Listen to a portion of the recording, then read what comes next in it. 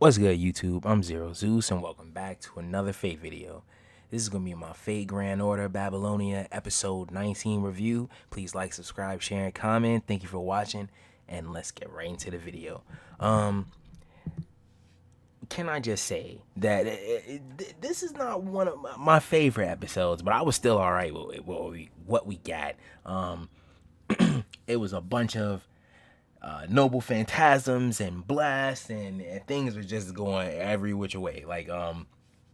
It was all right. It was still nice to see. It was spectacular to see, actually. Nice little long wait for it. It kind of pissed me off a little bit, but anyway, the episode actually picks up where it left off, like you would think. Tiamat and Gorgon is basically gonna get to go head to head, and I was pretty hyped. I'm not even gonna lie. You seen her like gearing up, and her eyes were shining, and it was just like everything was just right. It was looking like pretty cool. I'm not gonna lie about that. Like I always say, I really hate the CGI. I really hate the CGI. They just had Gorgon more of not that, and that was kind of okay. I was definitely okay with that. I'm not gonna complain. You're not gonna catch no complaints out of me about that. And if I'm not mistaken, I think that the Gorgon that we saw was like Anna. So that's another thing too. They were like acting really sad when they were leaving, like Mash and Ritsuka and stuff like that. It like took me a second to catch on, but I'm like, you like, I think Mash was like, oh, she's and she just like they cut her off in the middle of what she said, basically. And it was like, oh, it's kind of sad and stuff, and basically she was about to catch that oof, and that is definitely what she did. Now I'm not gonna lie, I like the big old blast, and it just like, I don't know. Just like I always say, this is coming from a person who still hasn't made it to the singularity in the Fate Grand Order game yet. I don't know, man. I really honestly don't know what's going on. I should have been made it there a long time ago, but we're still not there yet. But basically, Tiamat, she basically, she just OGs it. She beasts it, like, basically. And she takes it, and it's like nothing really happened. She's like, the basic plan is Gorgon is supposed to destroy her wings and stuff like that, and that doesn't actually end up happening. I think, like, they end up cracking or something like that, but it doesn't have the effect that she intended. And it's basically looking like after that, yeah, she was just blown away. And yeah, that is just basically what it looked like. Like, she was just blown away. So don't get me wrong, and the fight didn't last that long, so it's not too many complaints out of me about that, but I just had to mention it. Like, I wish the fight would have lasted a little longer, but it's like, what more are you gonna do with like two big monsters fighting each other and stuff like that? I guess that's the best it was gonna get, or everything. So basically, Mash and Ritsuka, they are going back, and they run into Gilgamesh. They're running back to Gilgamesh. And now, if I'm not mistaken, it looks like there's nobody there. Like, everybody's dead, just like they thought it was gonna be. And that's when my boy Gilgamesh basically steps up to the plate. And he's like, everybody just thinks it's over with, but yeah, no. So he steps up to the plate, and he basically does, if I'm not mistaken, he does his noble phantasm, and he just like barrage, like hitting her with barrages of them, like over and over and over again. And it's like, oh yeah, like, this is the noble phantasm episode, if I'm not mistaken. Like, I think in this episode I seen the most noble phantasms at, like, in the same episode I ever seen in this one episode, which is, that's not bad. That's not bad. And basically, my boy is going hard. Gilgamesh is going hard. It's looking like, don't get me wrong, like, things are looking pretty grim, but not as bad as they're about to get, right? And Tiamat, she basically tries to snipe Ritsuka, right?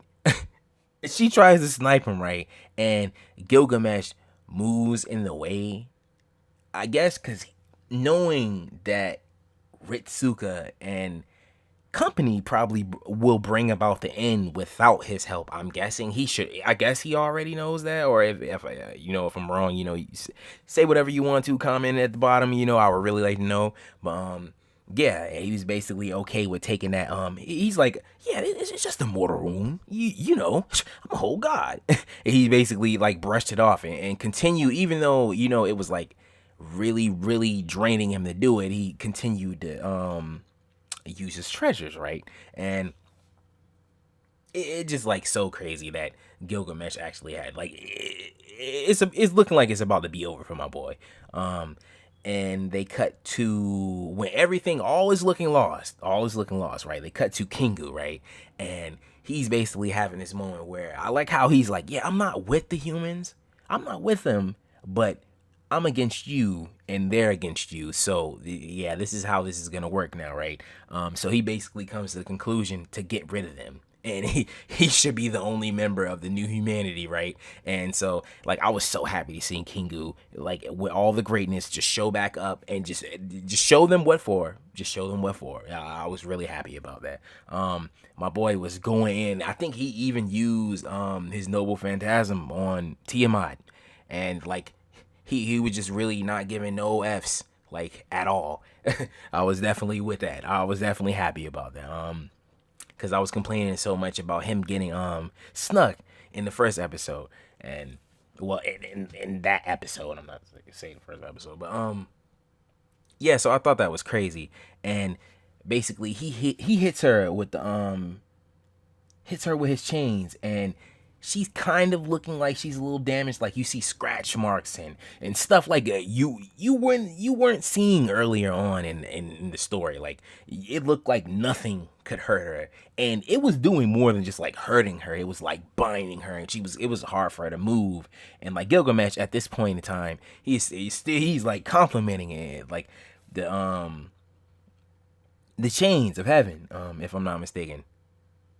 Please don't bash me if I said that wrong. But yeah, and he was basically complimenting on him, and just basically talking them up about how they're keeping her in place. So this is the end of Kingo, right? So on to the next part of the story, right? So while they're doing this, they have Irishgel. She's like in the underworld, and she's basically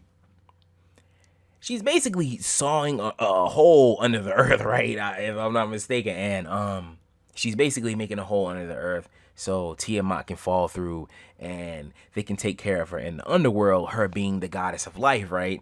And there's nothing wrong with that. I think that's pretty smart, right? I think that's pretty smart. And we get to see Ishtar use her noble phantasm again, which I love seeing because they just make it look like a whole snack. I'm sorry.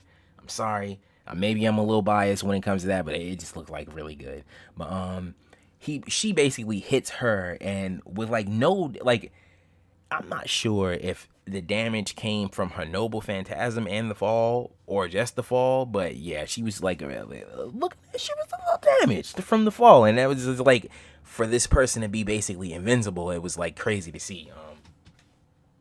So basically, they fall into the underworld, and I guess Irishgel is about to do the deed, right? She's about to get rid of her, right? Because it just seems like everybody's just walking up this episode like, you know what?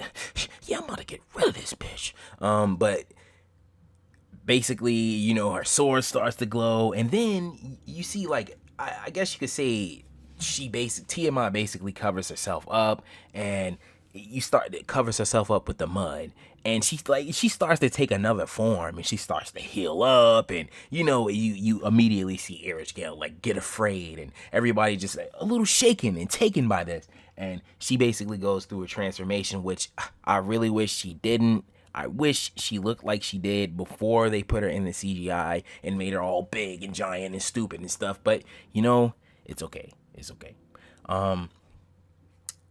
But anyway, at this moment, when like they're doing it, all hope looks lost. It looks like everything, like she grew new wings and everything. It's looking like she's about to fly back through the hole they just made, and she's about to be back on Earth. And it's over at that point. And then I think, if I'm not mistaken, the first Hassan shows up, and that's basically where they end the episode off. And it's like kind of hype because you like, is he gonna get rid of her? I thought he was about to show up and do his noble phantasm right before the episode ended. I don't know, but yeah, it was actually a cool episode. It's not my favorite episode, but it was all right. Like one of those cameo episodes just over and over again. But anyway, I'm gonna end the video right here. This has been my Fate Grand Order Babylonia episode 19 review. Please like, subscribe, share, and comment. Thank you for watching. See you all.